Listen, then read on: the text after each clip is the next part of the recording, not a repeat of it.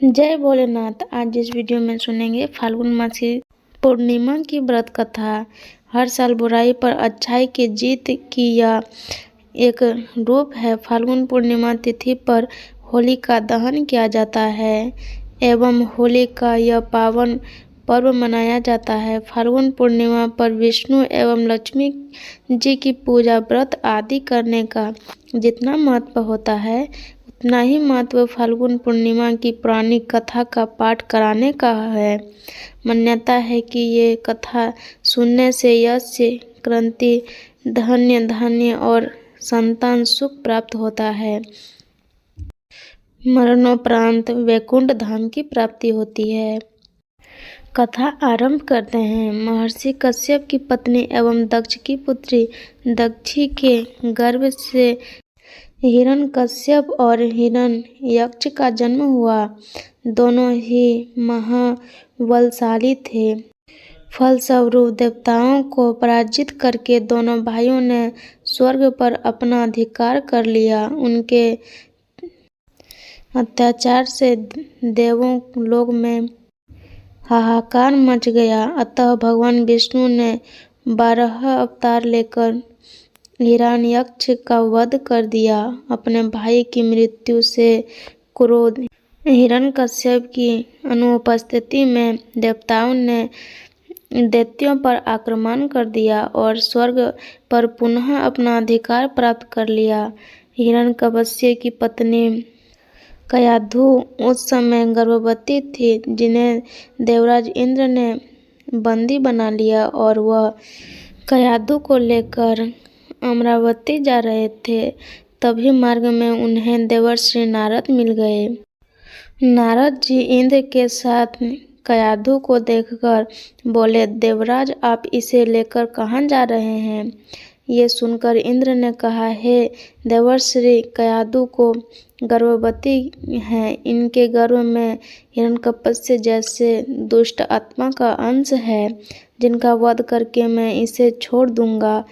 इस पर देवर्षि नारद बोले, इनके गर्भ में तो श्री नारायण का परम भक्त है, अतः इन्हें छोड़ दो।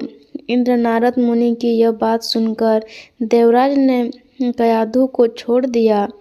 देवर्षि नारद हिरण्यकश्यप की पत्नी को अपने आश्रम में ले आए और बोले, बेटी, जब तक हिरण्यकश्यप की तपस्या पूरी नहीं हो जाती तुम निश्चित होकर यहीं रहो।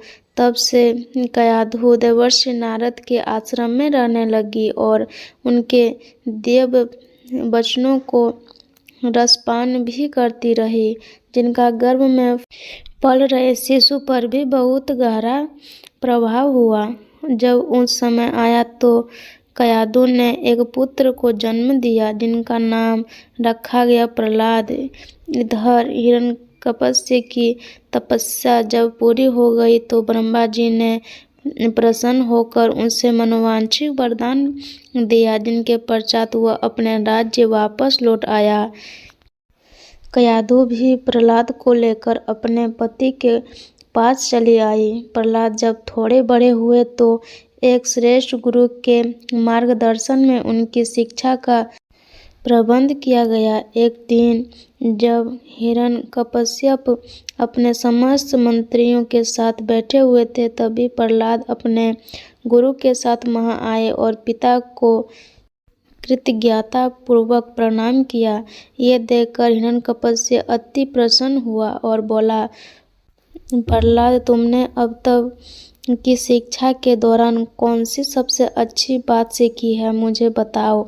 ये सुनकर प्रहलाद ने कहा, पिताजी, मैंने अब तक जो सबसे अच्छी बात सीखी है वह ये है कि जो आदि, मध्य और अंत से रहित अजन्मा है, इस जगत के पालनहारा, दीन दुखियों के स्वामी हैं, उन श्री हरि को मैं बारंबार प्रणाम करता हूँ।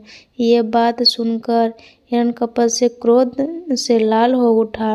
उन्हें प्रहलाद के गुरु पर चीखते हुए कहा, अरे मूर्ख ब्राह्मण, तूने मेरे इस बालक को मेरे परम शत्रु का गुणगान करने की शिक्षा क्यों दी? प्रहलाद के गुरु ने कहा, देव्यराज आप क्रोध त्याग दें, ये बात मैंने आपके पुत्र को नहीं सिखाई। ये सुनकर हिरण्यकश्यप अपने आश्चर्यचकित हो गया और बोला, पुत्र बताओ तुम्हें ये उपदेश ये शिक्षा किसने दी? प्रहलाद बोले, हृदय में स्थित भगवान विष्णु की तो संपूर्ण संसार के उपदेश हैं, उनके अतिरिक्त कोई किसी को कुछ नहीं सिखा सकता।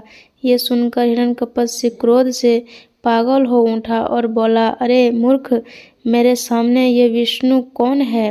तुम क्यों बार बार उस दुष्ट का नाम ले रहा है? क्या तुम इनका परिणाम जानता है?